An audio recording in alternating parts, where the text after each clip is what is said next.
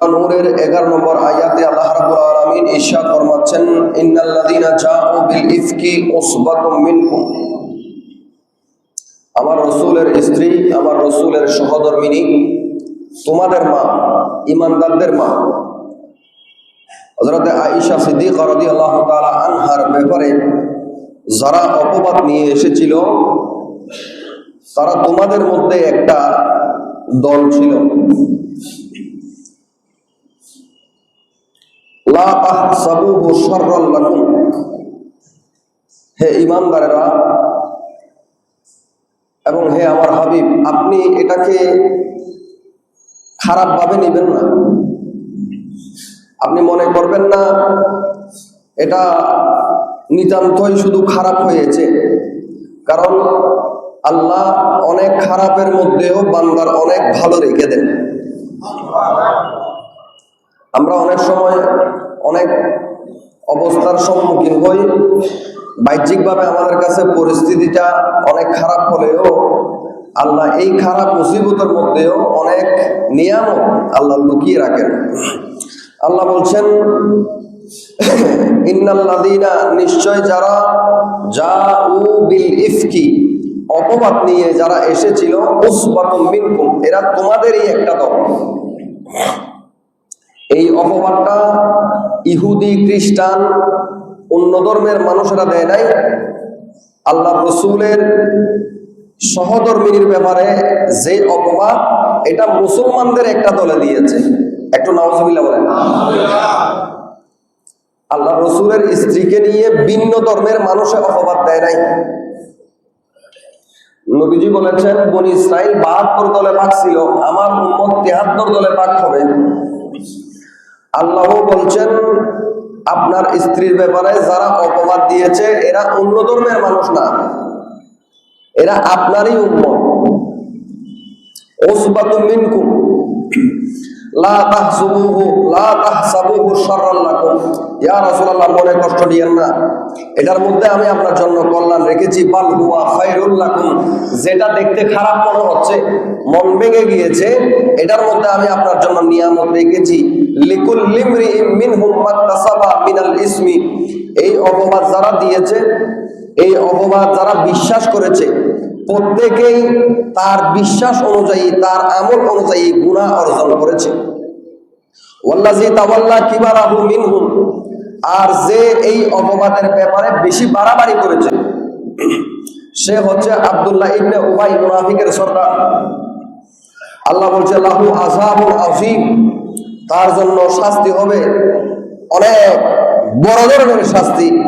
আল্লাহ বলছেন 12 নম্বর আয়াতে, লাউলা ইয সামি'তুমুহু যান্নাল মুমিনিনা ওয়াল মুমিনাতু বিআনফুসিহিম খায়রান ওয়া ক্বালু হাযা ইফকুম মুবিন। এ আমার বান্দারা, তোমরা এমনটা কেন করলে না? তোমাদের কাছে যখন আমার নবীর স্ত্রীর ব্যাপারে অপবাদ নিয়ে আসা হলো, তোমরা কেন বললে না যে এটা তো সুস্পষ্ট একটা অপবাদ? তোমাদের সবার এই কথাটা বলার ছিল, কিন্তু তোমরা সবাই বলো নাই। আল্লাহ বলছেন, লাউলা ইয সামি'তুমুহু, যখন তোমরা এটা শুনতে পেলে।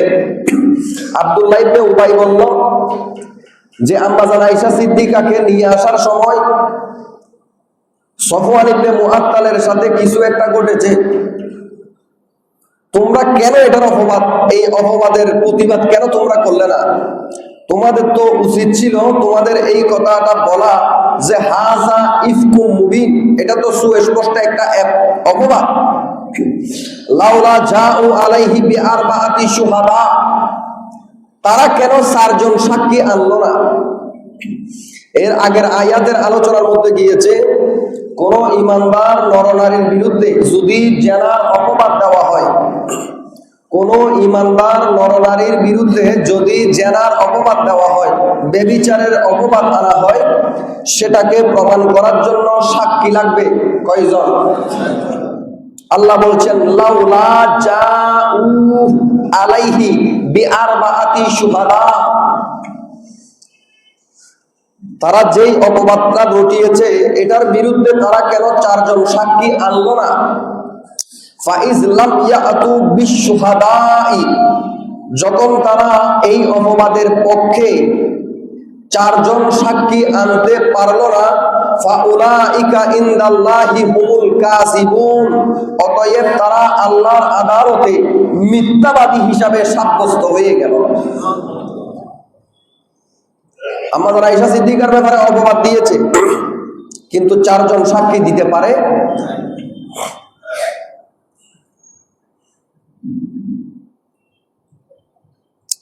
আল্লাহ রাব্বুল আলামিন বলছেন, লাউলা ফাদলুল্লাহি আলাইকুম ওয়া রাহমাতুহু ফিদ দুনিয়া ওয়াল আখিরাহ, যদি সাহাবায়ে কেরামের উপরে আল্লাহর অনুগ্রহ এবং আল্লাহর দয়া যদি না থাকতো, তাহলে দুনিয়া আখিরাতের মধ্যে তারা ক্ষতিগ্রস্ত হয়ে যেত। লামাসাকুম ফীমা আফাদতুম ফীহি আযাবুন আযীম, এই অপবাদ রটিয়েছে আব্দুল্লাহ ইবনে উবাই ইবনে সুলুল। এই মুনাফিকের অপবাদ সাহাবায়ে কেরামের মধ্যে কিছু কিছু সাহাবী বিশ্বাস করে ফেলেছে এবং তারাও এটা নিয়ে বলাবলি শুরু করেছে। আল্লাহ বলছেন, তোমাদের সাহাবীদের উপর যদি আমি আল্লাহর সুস্পষ্ট দয়া এবং অনুগ্রহ না থাকত, তাহলে তোমরা আমার নবীর সাহাবী হওয়ার পরেও তোমাদের উপর আমার আযাব আসাটা নিশ্চিত হয়ে যেত।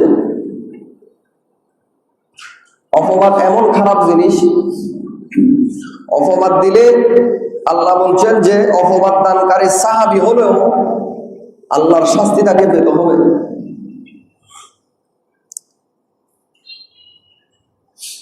আমাদের সমাজে আমাদের অবস্থা হচ্ছে, কারো ব্যাপারে কোনো খারাপ কোনো কিছু বললে আমরা সেটাকে যাচাই বাছাই ছাড়া বিশ্বাস করি, আর ভালো কিছু বললে সেটা আমরা বিশ্বাসও নেই না।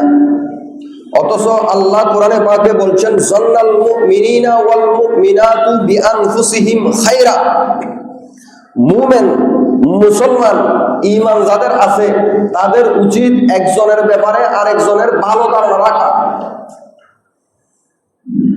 কোনো কিছু শুনলে, ভালো কিছু শুনলে বিশ্বাস করা, খারাপ কিছু শুনলে সেটা বিশ্বাস না করা, বরঞ্চ সেটাকে যাচাই বাছাই করা। কিন্তু আমরা এটার বিপরীত হয়ে গিয়েছি, আমরা খারাপ কিছু বললে এটাকে বিশ্বাস করে ফেলি। এটা মুসলমানদের ইমানদারের চরিত্র নয়। ইমানদারের চরিত্র হচ্ছে একজন ইমানদার আরেকজন ইমানদারের বিরুদ্ধে যখন খারাপ কিছু বলবে এটা বিশ্বাস করবে না। আসেন, আল্লাহ বলছেন,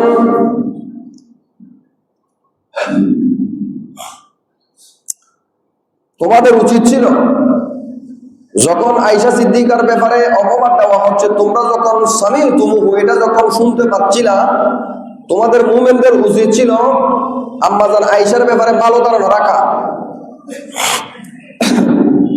এবং তোমাদের দায়িত্ব ছিল এই কথা বলা যে এটা সুস্পষ্ট একটা অপবাদ।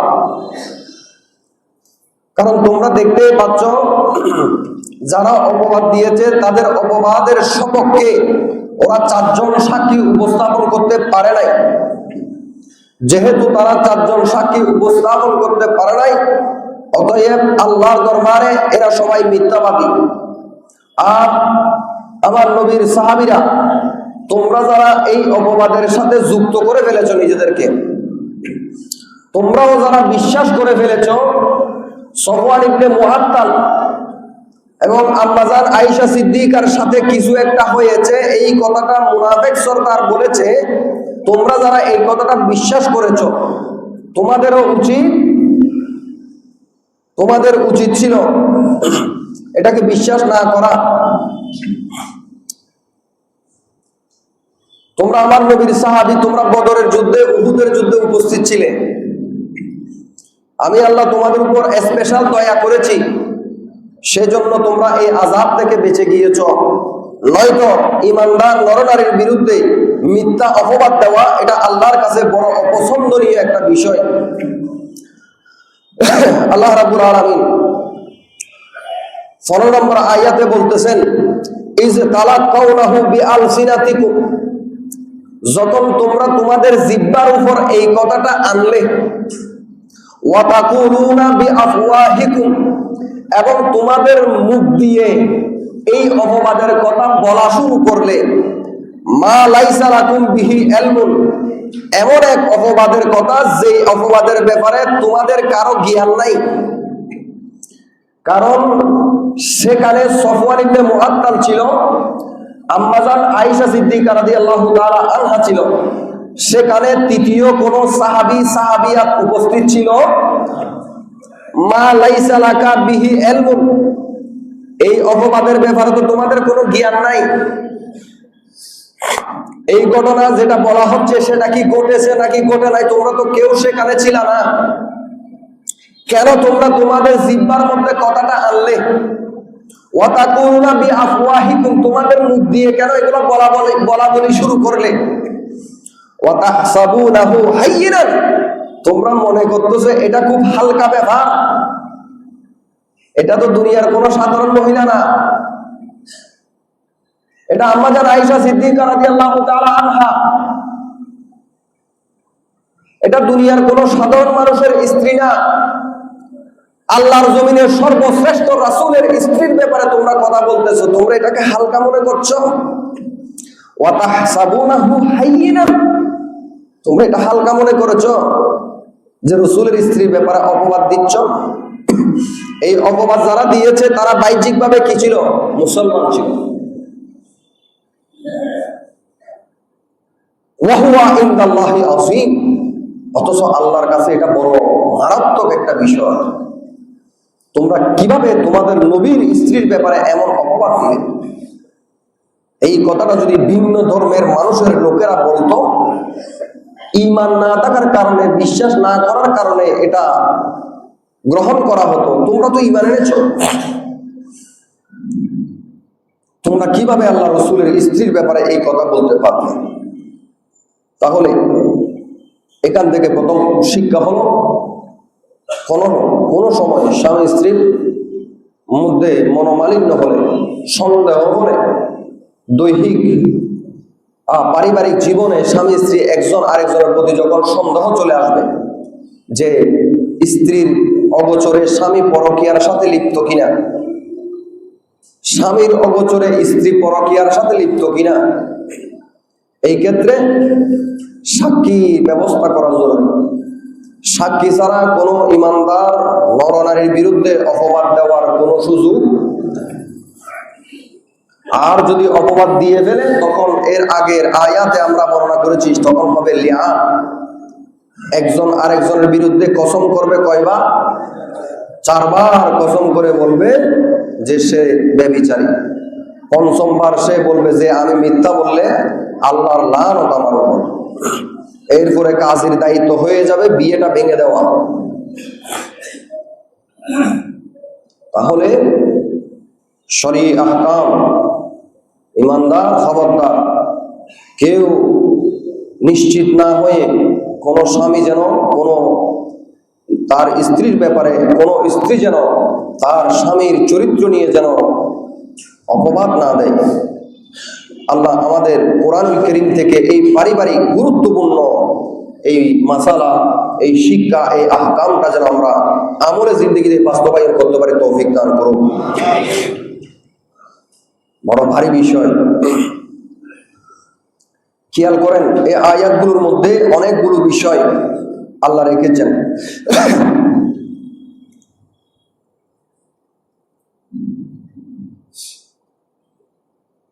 প্রথমত, জেনার জন্য ব্যভিচার করেছে নাকি করে নাই, এটার জন্য সাক্ষী কয়জন হবে? 7 জন। 4 জন সাক্ষী দিতে হবে। 4 জন সাক্ষী না হলে অপবাদ দেওয়ার সুযোগ নাই।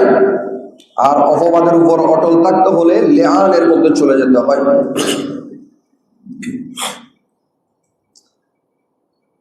আম্মাজান আয়েশা সিদ্দিকা রাদিয়াল্লাহু তাআলা আনহার ব্যাপারে যখন এই অপবাদটা আনা হলো,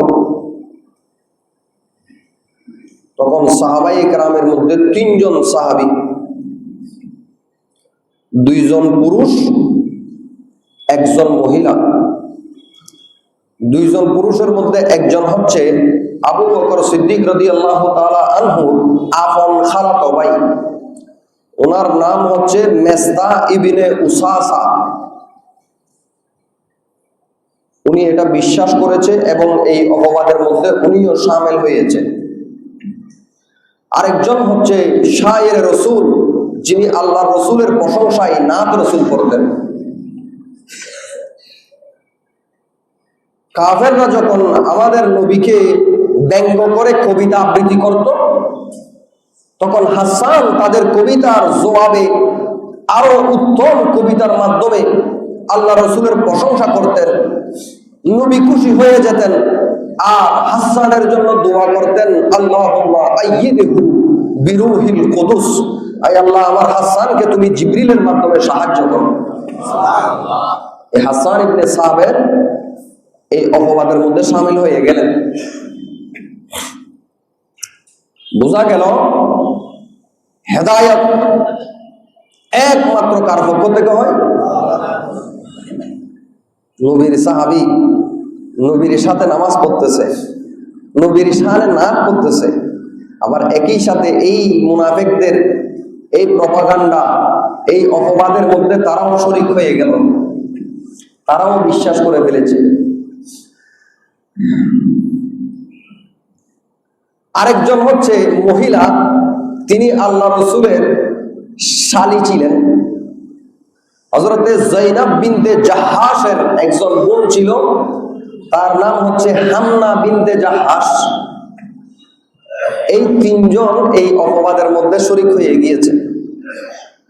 আল্লাহ বলতেছে, আমার রহমত যদি তোমরা সাহাবীদের উপর না থাকতো, হাসান ইবনে সাবিত, মেসদা ইবনে উসাসা, হামনা বিনতে জাহাশ এরা ধ্বংস হয়ে যাইত।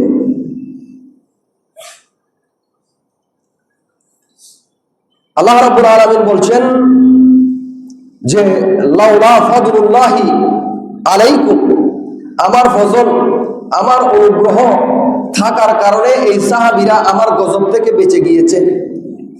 লাউলা ফাদলুল্লাহি আলাইকুম ওয়া রাহমাতুহু ফিদ দুনিয়া ওয়াল আখিরাহ, দুনিয়া আখিরাতে সাহাবায়ে কেরামদের উপর আমি অনুগ্রহ দয়া করব, এটা যদি আমি নির্ধারণ করে না দিতাম, এই তিনজন সাহাবী ধ্বংস হয়ে যেত।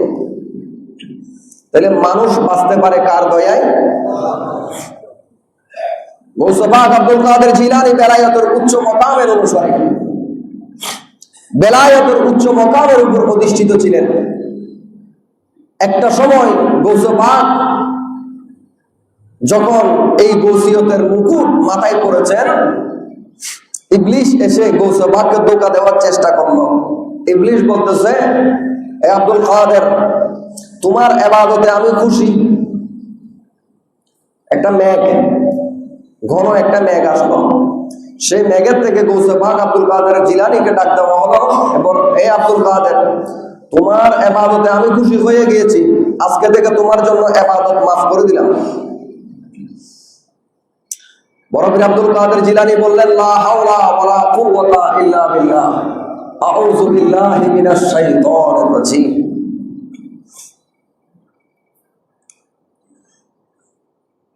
মেঘ সরে গেল, ইবলিশ প্রকাশিত হয়ে গেল। আব্দুল কাদের জিলানীকে ইবলিশ বলল যে তোমার এলম আজকে, তোমার জ্ঞান আজকে তোমাকে আমার এই ধোঁকা থেকে রক্ষা করেছে, নয়তো ১৫০০ ওলিদের বেলায়ত আমি ছিনিয়ে নিয়েছি। তোমার জ্ঞান তোমাকে রক্ষা করেছে। বরফির আব্দুল কাদের জিলানী বলেছেন, আমার জ্ঞান আমাকে বাঁচায় নাই, বরং লাউলা ফাদলুল্লাহি আলাইকুম ওয়া রাহমাতুহু ফিদ দুনিয়া ওয়াল আখিরাহ, আমাকে আমার জ্ঞানে বাঁচায় নাই, আমাকে আমার আল্লাহর দয়া, আমার আল্লাহর রহমত বাঁচিয়েছে। এই এলম আমরা যা শিখেছি এটার কোনো গ্যারান্টি নাই। আপনি আশ্চর্য হবেন, একটা হাদিসে রাসূল, এটা মনে পড়তেছে বলতেছি, বুখারী শরীফে একটা অধ্যায় আছে, কিতাবু বাদিইল খালক, মানে সৃষ্টি কিভাবে শুরু হয়েছে, আল্লাহ সৃষ্টি জগৎ কিভাবে তৈরি করেছেন, এই নামে একটা অধ্যায় আছে। অনেক হাদিস রাসূল সেখানে, একটা পরিচ্ছেদ আছে সেখানে, পরিচ্ছেদের নাম হচ্ছে ফেরেশতাদের পরিচ্ছেদ। সেখানে আছে যে আল্লাহ রাব্বুল আলামিন মানুষ স্বামী স্ত্রী যখন একত্রিত হয়, স্বামীর সলব থেকে মানে পিঠ থেকে যখন নাফাক কিছু পানি স্ত্রীর রেহেমের মধ্যে আসে, সেটা সেখানে 40 দিন স্বাভাবিক অবস্থায় থাকে, পানি এই থেকে যায়। 40 দিন পার হওয়ার পরে আল্লাহ সেটাকে রক্ত বানিয়ে দেয়, আবার রক্ত অবস্থায় 40 দিন থেকে যায়, আবার 40 দিন যাওয়ার পরে সেটাকে আল্লাহ রক্তের জমাট করে ফেলে। গরু জবাই করলে রক্তগুলা বসে যায় না, ছানা ছানা, সেরকম জমাট করে ফেলে। আবার জমাট অবস্থায় 40 দিন চলে যায়, 3 40 120 দিন। 120 দিন যাওয়ার পরে এবার সে যেই রক্তের জমাট হয়েছে সেটাকে আল্লাহ মাংসের টুকরায় পরিণত করে। এই মাংসের টুকরা অবস্থায় আবার 40 দিন চলে যায়, 3 4 16 160 দিন পার হয়ে যায়। 160 দিন যাওয়ার পরে আল্লাহ একজন ফেরেশতা পাঠায় সেই গোশতের টুকরার মধ্যে একটা রূহ দিয়ে দেওয়ার জন্য, এবং আল্লাহ হুকুম করে তার ব্যাপারে 4টা সিদ্ধান্ত আজকে জানিয়ে দাও। কয়টা? এই 4টার মধ্যে একটা হচ্ছে আজকে তাকে হায়াত দিবা। হায়াত দেওয়ার পরে তার প্রথম নম্বর হুকুম হবে যে সে জিন্দেগিতে কত নেক আমল করতে পারবে সেটা আজকে লিখে দিয়ে দিবা। জিন্দেগিতে তার জীবনে সে কত টাকা উপার্জন করবে সেটাও লিখে দিবা। জিন্দেগিতে সে কি সুখী হবে সেটাও লিখে দিবা। জিন্দেগিতে সে কতটুকু দুঃখের সম্মুখীন হবে সেটাও লিখে দিবা। আল্লাহ রাসূল বলেন, এতটুকু বলার পরে আল্লাহ রাসূল বলতেছেন যে আল্লাহ মানুষের তকদিরকে নির্ধারণ করে দিয়েছেন। যে লোকটা সারা জীবন জান্নাতে যাওয়ার যে আমল, সে আমলগুলাই করতে লাগলো, করতে করতে তার এবং জান্নাতের মাঝখানে মাত্র 1 হাত দূরত্ব আছে। কয় হাত? তখন তার তকদির তার আমলের উপরে বিজয় লাভ করে। তার তকদিরের মধ্যে লেখা আছে সে জাহান্নামে যাবে, জান্নাতে যাওয়ার তার মাঝে দূরত্ব আছে কয় হাত? সারা জীবন জান্নাতে যাওয়ার আমল করেছে, জীবনটা কাটিয়ে দিয়েছে আল্লাহর ইবাদতে, কিন্তু ইবাদত করতে করতে যখন জান্নাতে যাওয়ার জন্য 1 হাত দূরত্ব আছে, তখন তার নসিবের মধ্যে আল্লাহ লিখে দিয়েছেন 160 দিনের মাথায় যে সে জাহান্নামে যাবে। তখন জাহান্নামে যাওয়ার ফয়সালাটা জান্নাতে যাওয়ার ফয়সালার আমলের উপর গালেব হয়ে যায়। তখন সে এবার জান্নাতে যাওয়ার আমল ছেড়ে দেয়, 1 হাত দূরত্ব থেকে সে জাহান্নামের আমল শুরু করে দেয় এবং সে অবস্থায় সে জাহান্নামে চলে যায়।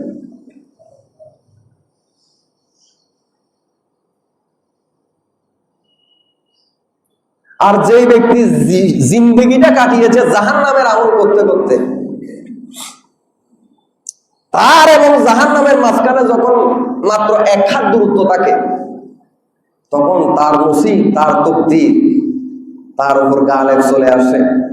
মাত্র 1 হাত বাকি আছে, সেই মুহূর্তে সে জান্নাতের আমল শুরু করে দেয় এবং জিন্দেগির সমস্ত খারাপ আমলগুলা মাফ হয়ে যায়।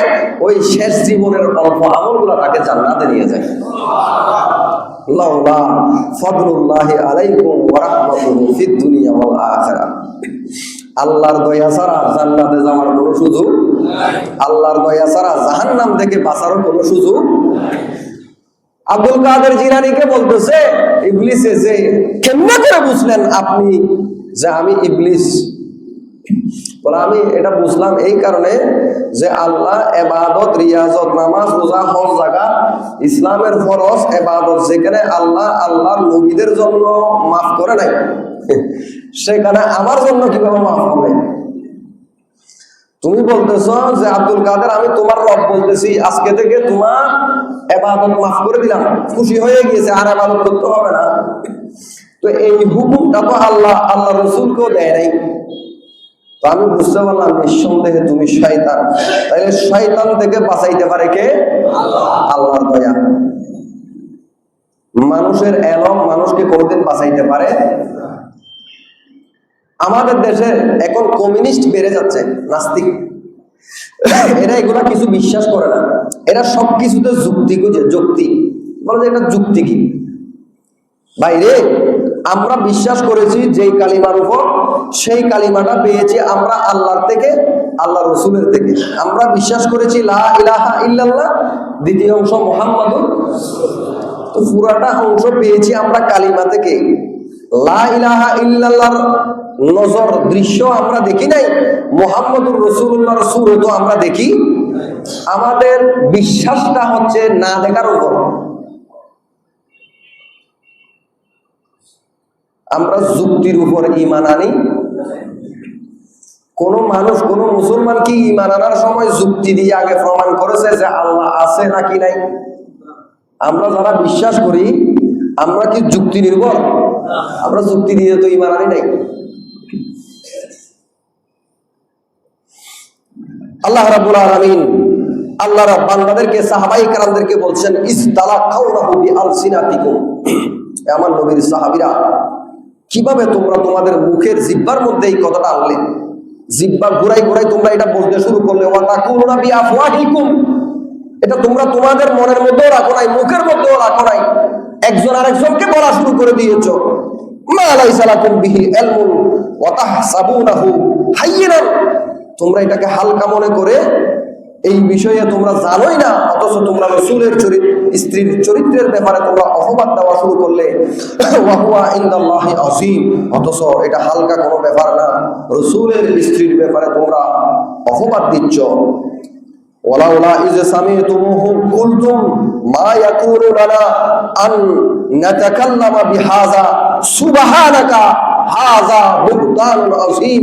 যখন তোমরা তোমাদের মুখ দিয়ে এটা পড়া শুরু করলে, অথচ তোমাদের উচিত ছিল এই অপবাদের কথা শুনে তোমরা এই কথাটা বলা, সুবহানাকা, আল্লাহ পাক, আল্লাহ পবিত্র, হাযা বুহতানুন আযীম, আল্লাহ নবীর স্ত্রীর ব্যাপারে এটা সুস্পষ্ট একটা অপবাদ। বড় করে বলেন সুবহানাল্লাহ। সাহাবায়ে কেরামরা, অধিকাংশ সাহাবীরা বলেছে এটা অপবাদ, কিন্তু কিছু সাহাবী এটা বিশ্বাস করেছে, আর কিছু সাহাবী একজন আরেকজনকে বলেছে। এদের সংখ্যা কয়জন? 3 জন। হাসান ইবনে সাবিত, মেসতা ইবনে উসাসা, আল্লাহর রাসূলের স্ত্রী যায়নাব বিনতে জাহাশের বোন হামনা বিনতে জাহাশ। রাসূল পাক সাল্লাল্লাহু আলাইহি ওয়াসাল্লামের উপর যখন কোরআনুল কারীমের আয়াত নাযিল হলো, আয়াতের মাধ্যমে যখন আল্লাহ স্পষ্ট করে দিলেন যে আয়েশা সিদ্দিকার বিরুদ্ধে এই আনিত অপবাদ, এটা একটা মিথ্যা অপবাদ, এটা মিথ্যা প্রপাগান্ডা, আল্লাহ রাসূলের পরিবারকে কলঙ্কিত করার জন্য মুনাফিকদের পক্ষ থেকে একটা সাজানো হয়েছে, তখন আল্লাহ রাসূল এই 3 জনকে ডাকলেন।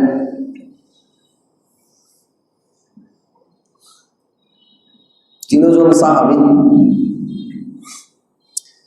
একজন হচ্ছে আবু বকর সিদ্দিকের আপন খালাতো ভাই, এবং তিনি ছিলেন মুহাজির। তিনি কি ছিলেন? ঈমানদার। একত ঈমান এনেছে, দ্বিতীয়ত মক্কা থেকে মদিনায় হিজরত করেছে। দ্বিতীয় জন হচ্ছে হাসান ইবনে সাবিত, রাসূলের শানে প্রশংসা করেন, নাত রাসূল করেন। তৃতীয় জন হচ্ছে আল্লাহ রাসূলের স্ত্রীর আপন বোন হামনা বিনতে জাহাশ। মহিলা তো বেশিরভাগ মহিলা, বেশিরভাগ স্ত্রীদের ঘর ভেঙে দেয় তার আপন বোনই। কে? আপন বোন। ইচ্ছাই হোক অনিচ্ছাই হোক, বিয়াকুলের কারণে হোক, ও মনে করতেছে যে বোন জামাইয়ের বিরুদ্ধে কথা বলে আমি আমার বোনের বড় উপকার করতেছি। এদিকের কথা এদিকে, এদিকের কথা ওদিকে করতে করতে এক সময় বোনের সংসার ভেঙে দেয়। আল্লাহ রাসূলের আপন স্ত্রীর বিরুদ্ধে অপবাদ রটিয়েছে মুনাফিকরা। সেই অপবাদের মধ্যে যুক্ত হয়ে গেছে 3 জন সাহাবী। 3 জনের মধ্যে একজন হচ্ছে মহিলা, আর সেই মহিলা হচ্ছে রাসূলের আপন স্ত্রীর বোন। 3 জনকে ডাকা হলো। আরবাআতি শুহাদা, দেখে 4 জন সাক্ষী দাও, সাক্ষী নাই। তাফসীরে কুরতুবীতে আছে, আল্লাহ কোরআনে পাকে বলেছেন সামানিনা জালদাতান, অপবাদ দিলে, অপবাদ প্রমাণ না করতে পারলে, অপবাদ প্রমাণ করতে না পারলে দৌড় খাইতে হবে কয়টা? 80টা। আল্লাহ রসুল এই 3 জনকে 80টা করে দৌড়া দিয়েছেন। তাহলে বোঝা গেল ইসলামের কানুন যেটা, সেটা সাহাবী হওয়ার কারণে কি শাস্তি থেকে কোনো ছাড় পাইছে?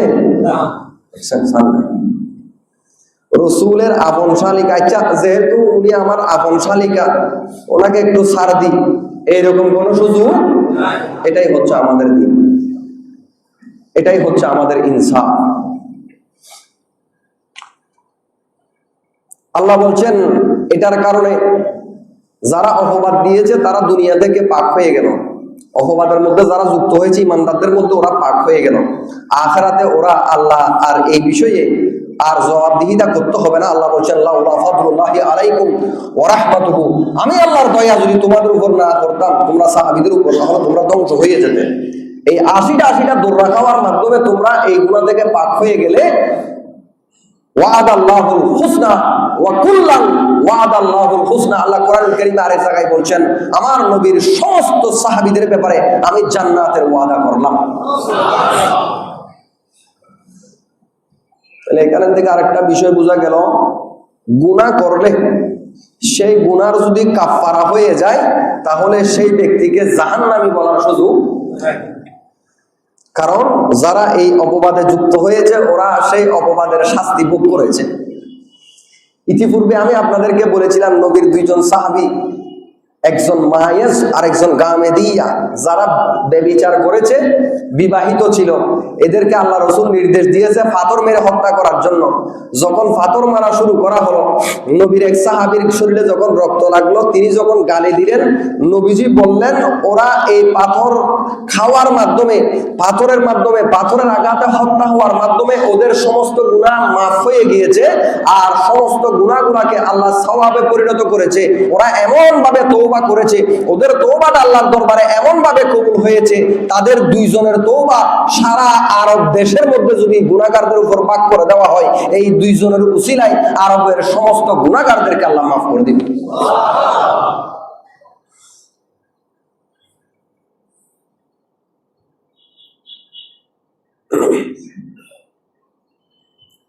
আল্লাহ রাব্বুল আলামিন বলছেন 16 নম্বর আয়াত, ওয়ালাউলা ইয সামিতুমুহু কুলতুম মা ইয়াকুনু লানা আল্লা নাতাকাল্লামা বিহাযা, তোমরা যখন এই কথাগুলো শুনতেছিলে তোমরা কেন বললে না যে সুবহানাকা হাযা বুহতানুন আযীম, যে নবীর স্ত্রীর ব্যাপারে যা বলা হচ্ছে এটা তো সুস্পষ্ট অপবাদ। ইয়াইযুকুমুল্লাহু আন তাউদা লিমিসলিহি আবাদা, আল্লাহ তোমাদেরকে নসিহত করতেছেন, আল্লাহ উপদেশ দিচ্ছেন যেন এই ধরনের জঘন্য অপরাধ ভবিষ্যতে যেন তোমরা না করো। আম্মা জান আয়েশা সিদ্দিকা নয়, কোন মহিলার ব্যাপারে খবরদার তোমরা মিথ্যা অপবাদ দিবে না, কোন নেককার পুরুষের চরিত্র নিয়ে তোমরা তাদের চরিত্র হনন করবে না। ইন কুনতুম মুমিনিন, যদি তোমরা সত্যিকার ঈমানদার হয়ে থাকো। ইউবাইয়িনুল্লাহু লাকুমুল আয়াত, আল্লাহ এই সুস্পষ্ট বিধানগুলো তোমাদেরকে বর্ণনা করে দিচ্ছেন। আল্লাহু আলিম, আর আল্লাহ জানেন কারা আল্লাহর এই আইনকে মেনে নেবে। হাকিম, আর যারা মানবে না তাদের জন্য আল্লাহ হাকিম, আল্লাহ কিয়ামতের দিন ফয়সালা করবেন। আল্লাহ রাব্বুল আলামিন 19 নম্বর আয়াত বলছেন ইন্নাল্লাযীনা ইউহিব্বুনা আন তাশিআল ফাহিশাতু ফিল লাযীনা আমানু লাহুম আযাবুন আলীম, যারা পছন্দ করে অশ্লীলতা সমাজের মধ্যে ছড়িয়ে পড়ুক।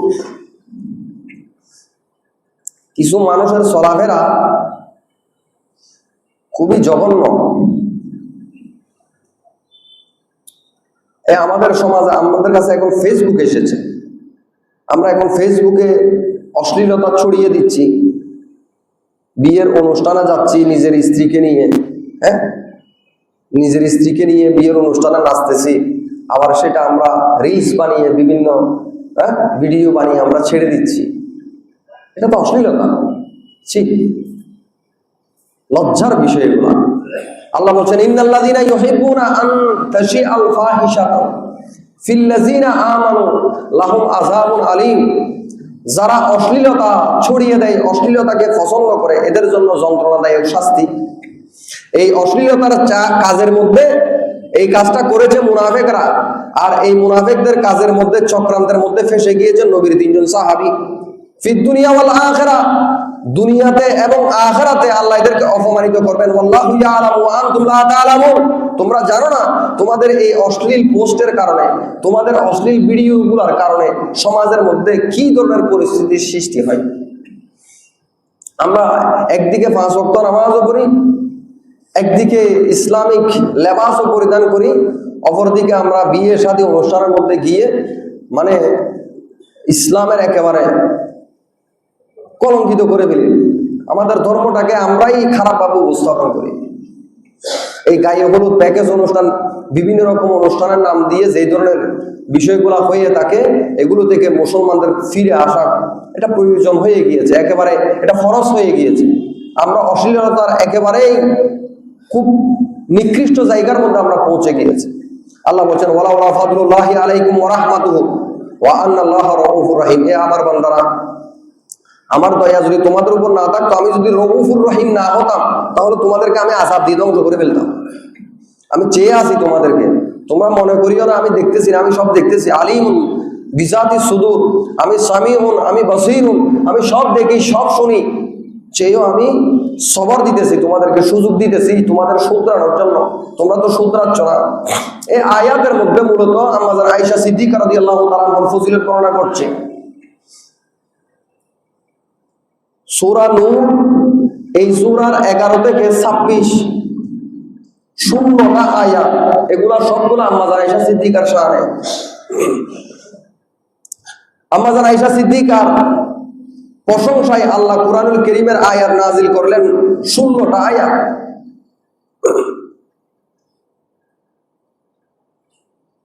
হুজুর করিম সাল্লাল্লাহু আলাইহি ওয়াসাল্লাম 7ম হিজরিতে আরেকটা যুদ্ধ যখন মক্কা বিজয় হবে, ওই মক্কা বিজয়ের সময়ও আম্মাজান আয়েশা সিদ্দিকার গলার হারটা হারিয়ে গিয়েছিল রাত্রেবেলা। সাহাবায়ে কেরামদেরকে নির্দেশ দেওয়া হলো, সাহাবীরা আম্মাজান আয়েশা সিদ্দিকার হারটা খুঁজতেছেন। খুঁজতে খুঁজতে ফজরের নামাজের সময় হয়ে যাচ্ছে, পরে দেখে যে পানি নাই কারো কাছে। আম্মাজান আয়েশা সিদ্দিকা পৃথিবীর জমিনে এমন একজন মহিলা, আল্লাহ উনার ঘটনাকে কেন্দ্র করে তায়াম্মুমের বিধান নাযিল করলেন। এর আগে তায়াম্মুম করার বিধান ছিল না। এর আগে ওযু করা যাইতো, গোসল করা যাইতো পানি দিয়ে। তায়াম্মুমের ফরজ কয়টি? কয়টি? ওযুর ফরজ এগুলা তো মক্তবের মধ্যে শিখে আসার কথা। আমাকে মাঝে মাঝে মুসল্লিরা বলে, হুজুর একটু ওযুর ফরজ, গোসলের ফরজ এগুলা নিয়ে একটু বলিয়েন। এখন আমরা যেটা বসেছি এটা মাস্টার্সের ক্লাস, এটা ক্লাস 5 এর ক্লাস না। আপনাকে এখন ওযুর ফরজ, গোসলের ফরজ শিখাবো আমি। জুমার ক্লাস মানে হচ্ছে এটা হাই লেভেলের ক্লাস। এটা সামাজিক কথাবার্তা আসতে হবে, মানুষের পরিবর্তনের কথা আসতে হবে, এমন কিছু আমাদেরকে বলতে হবে যেন 1 সপ্তাহ পর্যন্ত আমরা প্র্যাকটিস করতে পারি। আল্লাহর কোরআনে কি আছে এগুলো যেন আমরা শিখতে পারি। এখন তো ওযুর ফরজ, গোসলের ফরজ শেখানোর সময় না। এসেছে বিদায় একটু করে বলছি। ওযুর ফরজ কয়টা? 4টা। তায়াম্মুমের ফরজ 3টা। এমন অবস্থা হয়ে গেল, খেয়াল করেন, কোন এক জায়গায় জানাজাতে গেলেন, জানাজার নামাজের নিয়ত বেঁধে ফেলছে। এখন এই মুহূর্তে যদি আপনি ওযু করতে যান, জানাজার নামাজ পাবেন না। কি করবেন? মসজিদের দেওয়াল পাইছেন, দেখতেছেন সেখানে বালি জমছে, হাত মারবেন। প্রথমে নিয়ত করবেন আমি তায়াম্মুমের মাধ্যমে নিজেকে পাক করার জন্য নিয়ত করলাম। আরবিতে জানলা আরবিতে বলবেন নাওয়াইতু আন আতায়াম্মামা লিরাফিল জানাবাতে লিরাফিল হাদাসে ওয়া তাকাররুবান ইলাল্লাহি তাআলা। একবার হাত মেরে দিবেন, এক হাত মারছেন, একবার মারছেন, 2 হাত দিয়ে চেহারাটা মাসে করবেন। আবার একবার হাত মারবেন, ডান হাত দিয়ে বাম হাত, বাম হাত দিয়ে ডান হাত, কোনই পর্যন্ত মাসে করে ফেলবেন। ওযু হয়ে গিয়েছে। আল্লাহু আকবার দাঁড়িয়ে গেলেন। সহজ না? ঈদের নামাজ শুরু হয়ে গিয়েছে, ঘরের থেকে বের হয়েছেন, দৌড়াই দৌড়াই আসতেছেন, অজু করার তো সুযোগ নাই, অজু করতে করবেন, রাস্তার মধ্যে মাটি আছে, মার দিলেন হাত, মনে মনে নিয়ত করলাম যে আমি তায়াম্মুম মাটি দিয়ে নিজেকে পাক করবো, হাত মারলেন, মুখ মুছলেন, হাত মারলেন, দুই হাত মুছে দাঁড়াই গেলেন, হয়ে গেল নামাজ। এই সহজ বিধান, আল্লাহ এই বিধানটা দিয়েছেন ওই মহিলার শানে, ওই মহিলার কারণে, যেই মহিলার বিরুদ্ধে মুসলমানদের একটা অংশ মুনাফিক অপবাদ দিয়েছিল, অথচ সেই মহিলার কত শান। আল্লাহ আয়াতে কারিমা নাযিল করলেন সেই দিন ফজরের নামাজের সময়, ইয়া রাসূলুল্লাহ পানি নাই, আমি তায়াম্মুমের বিধান দিয়ে দিলাম, তোমরা যখন পানি পাইবা না তখন তায়াম্মুম করে নামাজ আদায় করে ফেলবে।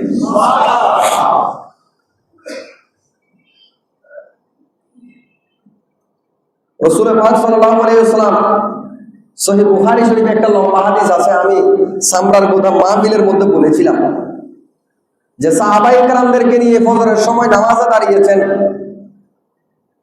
একজন সাহাবীর রাত্রে বেলা স্বপ্নদোষ হয়েছে, গোসল ফরজ হয়ে গিয়েছে, সেই সাহাবী নবীর সাথে নামাজে দাঁড়ায় নাই। নামাজ শেষে সেই সাহাবীকে ডেকে জিজ্ঞাসা করলো, তুমি কেন আমাদের সাথে নামাজ পড়লে না? তখন বললো, ইয়া রাসূলুল্লাহ পানি আছে ওযু করার মতো, আমার উপর গোসল ফরজ হয়ে গিয়েছে, গোসল করার মতো পানি আমার কাছে, সেই জন্য আমি নামাজ পড়ি নাই। আল্লাহ রাসূল বললেন, তুমি তায়াম্মুম কেন করলে না? কি দেখুন,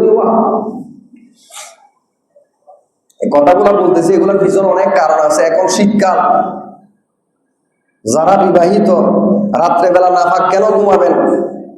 ঘরের মধ্যে একটা মাটির কলসি নিয়ে যাবেন, পুড়ে নাই যে সেরকম আর কি, দুই রকমের আছে, একটাকে পুড়ে ফেলছে আর একটা পুড়ে নাই, যেটা পোড়াই নাই সেরকম একটা কলসি অথবা ফালা ঘরের মধ্যে রাখবেন।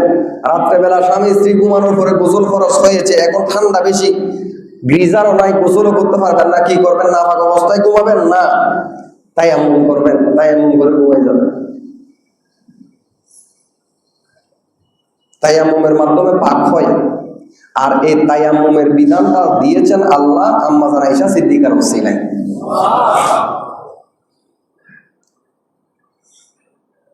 হুজুর করিম সাল্লাল্লাহু আলাইহি ওয়াসাল্লাম নবম হিজরিতে আল্লাহ রাসূলের স্ত্রীদের ব্যাপারে কোরআনুল কারীমে সূরা আহজাবের 2টা আয়াত নাযিল করলেন। রাসূলের স্ত্রীরা যখন আল্লাহ রাসূলের ঘরের মধ্যে যখন অভাব দেখা দিল, মহিলারা হচ্ছে টাকার পাগল। কিসের পাগল?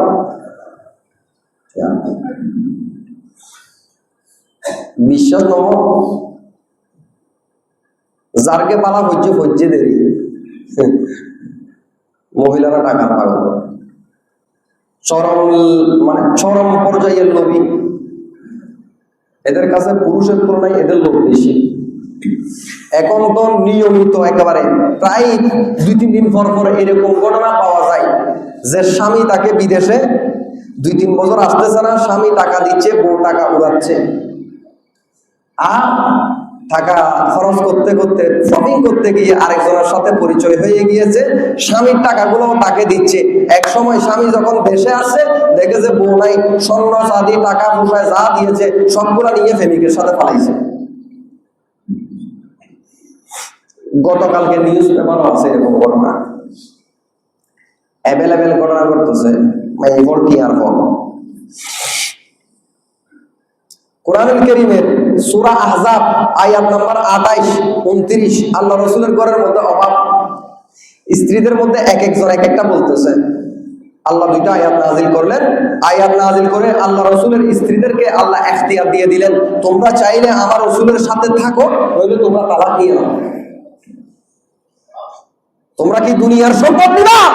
তাহলে তোমরা আমার রাসূল থেকে তালাক নিয়ে চলে যাও। আর আমার রাসূলের এই গরিবী হালত যদি তোমরা মেনে নিতে পারো, তাহলে রাসূলের সাথে থাকো। সর্বপ্রথম আম্মা জান আয়েশা সিদ্দিকা রাদিয়াল্লাহু তাআলা আনহা এসে বললেন, ইয়া রাসূলুল্লাহ, আমি দুনিয়ার সম্পদ চাই না, আমি আপনার সুহবত চাই। আমি আম্মা জান আয়েশা সিদ্দিকার শান বলতেছি। বাকি স্ত্রীরা পরে বলেছে, সবার আগে আয়েশা সিদ্দিকা রাদিয়াল্লাহু তাআলা বলেছে। আর আয়েশা সিদ্দিকার ঘরের মধ্যে সেই দিন আল্লাহ রাসূল সবার ঘরে যাওয়ার আগে আম্মা আয়েশা সিদ্দিকার ঘরের মধ্যে গিয়েছিলেন। বড় করে বলেন সুবহানাল্লাহ। হুজুর করিম সাল্লাল্লাহু আলাইহি ওয়াসাল্লাম একসাথে 9 জন স্ত্রীর স্বামী ছিলেন। 9 জন বিবির হক আল্লাহ রাসূল আদায় করতেন। আদায় করার পরে রাত্রে বেলা আল্লাহর কাছে হাত উঠাতেন আর আল্লাহকে বলতেন যে আল্লাহ, যেটা আমি ইনসাফ করতে পারবো সেটা আমি করেছি, আর যেটা আমি ইনসাফ করতে পারবো না সেটার ব্যাপারে তুমি আমাকে মাফ করে দাও। কয়টা স্ত্রী? 9 জন স্ত্রীর মধ্যে ইনসাফ করা কি এত সোজা?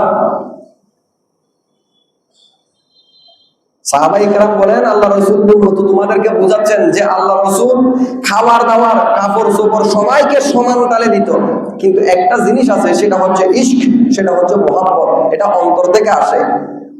অন্তরে সবাইকে এক মাপে ভালোবাসতে পারে। আল্লাহ রাসূল মূলত আয়েশা সিদ্দিকার দিকে ঝুঁকতেন, আয়েশা সিদ্দিকাকে বেশি ভালোবাসতেন আর আল্লাহকে বলতেন, আল্লাহ, যেটা আমার হাতে ছিল সেটাতে আমি ইনসাফ করেছি, বরং পোষণ কাপড় চোপড় খানা পিনা সবগুলা সমানভাবে দিয়েছি, কিন্তু আল্লাহ অন্তর আয়েশার দিকে বেশি ঝুঁকে, এটার জন্য তুমি আমাকে মাফ করে দাও। করে বলেন সুবহানাল্লাহ। আমার আল্লাহ আয়াতে কারিমা নাযিল করেন, ওয়ালান তাসতাতিউ আন তা'দিলু বাইনান নিসা ওয়ালাউ হারাসতুম ইয়া রাসূলুল্লাহ। এটা ইশক, মুহাব্বত, এটা এমন একটা জিনিস, এটার মধ্যে ইনসাফের মাপকাঠি ধরে রাখা যায়। সৈয়দা হাফসা হযরত ওমরের মেয়ে, আল্লাহ রাসূলের স্ত্রী, বাবাকে এসে বললেন যে রাসূল সাল্লাল্লাহু আলাইহি ওয়াসাল্লাম আমাকে কম ভালোবাসেন, শুধু আয়েশাকে ভালোবাসেন। ওমর নিজের মেয়েকে সতর্ক করে দিলেন, খবরদার, আয়েশা সিদ্দিকার সাথে তোমার সাথে নিজেকে তুলনা করিও না। আয়েশার সাথে তোমার সাথে নিজেকে তুলনা করিও না। আয়েশাকে আল্লাহ রাসূল ভালোবাসে, এটা নিয়ে তুমি টানাটানি করি না। তুমি যে আল্লাহ রাসূলের ঘরের বিবি হতে পেরেছো, এটাই আল্লাহর কাছে শুকরিয়া আদায় করো। পৃথিবীর জমিনে আল্লাহ যে কয়জন স্ত্রীকে আল্লাহ নবীর স্ত্রী হওয়ার সুযোগ দিয়েছেন, যেই কয়জন মহিলাকে, তাদের মধ্যে আয়েশা সিদ্দিকা এমন একজন মহিলা, বিয়ের আগে আল্লাহ রাসূলের কাছে একজন ফেরেশতা আয়েশা সিদ্দিকার ছবি, আয়েশা সিদ্দিকার স্বপ্নের মধ্যে আয়েশা সিদ্দিকার ছবি জান্নাতের রেশমি কাপড় দিয়ে মুড়িয়ে রাসূলের কাছে আনত, এবং এটা আল্লাহ রাসূল চাদরটা উঠাতেন, আয়েশা সিদ্দিকার সুরতটা দেখতেন। এরকম দেখেছেন কয়বার? 3 বার। এই কথাটা কোত্থেকে বলতেছি? সহিহ আল বুখারী শরীফ কিতাবুল মানাকিব থেকে বলতেছি। মানে আল্লাহ রাসূলের অন্যান্য স্ত্রীদেরকে বিয়ে করার আগে আল্লাহ রাসূলকে দেখানো হয় নাই, কিন্তু একমাত্র স্ত্রী যাকে বিয়ে করার আগে আল্লাহ ফেরেশতার মাধ্যমে স্বপ্নের মধ্যে 3 বার দেখিয়েছেন। রাসূল পাক সাল্লাল্লাহু আলাইহি ওয়াসাল্লাম বলেন, আয়েশা, তোমাকে শাদী করার আগে ফেরেশতা এসে তোমার ছবি আমাকে দেখাইতো। যখন তোমার সাথে আমার শাদী হয়ে গেল, তখন আমার মনে পড়লো যে আমি তোমাকে স্বপ্নের মধ্যে 3 বার দেখেছি। হুজুর করিম সাল্লাল্লাহু আলাইহি ওয়াসাল্লাম আম্মা আয়েশা সিদ্দিকাকে এত বেশি ভালোবাসতেন, প্রত্যেক স্ত্রীদের ঘরের মধ্যে যাইতেন, থাকতেন 1 রাত, কিন্তু আম্মা আয়েশা সিদ্দিকার ঘরের মধ্যে থাকতেন 2 রাত। সুবহানাল্লাহ। এটার কারণ কি? এটার কারণ হলো নবীর একজন আজওয়াজে মুতাহহারাত, আমাদের আম্মা হচ্ছে হযরতে সাউদা রাদিয়াল্লাহু তাআলা আনহা। উনি আল্লাহ রাসূলের সাথে একটা বিষয় কথা কাটাকাটি হয়েছে। রাসূল পাক সাল্লাল্লাহু আলাইহি ওয়াসাল্লাম ওনাকে তালাক দেওয়ার ইচ্ছা করলেন। তখন সাউদা বললেন, আপনি আমাকে তালাক দিয়েন না, আমি আমার ভুল বুঝতে পেরেছি।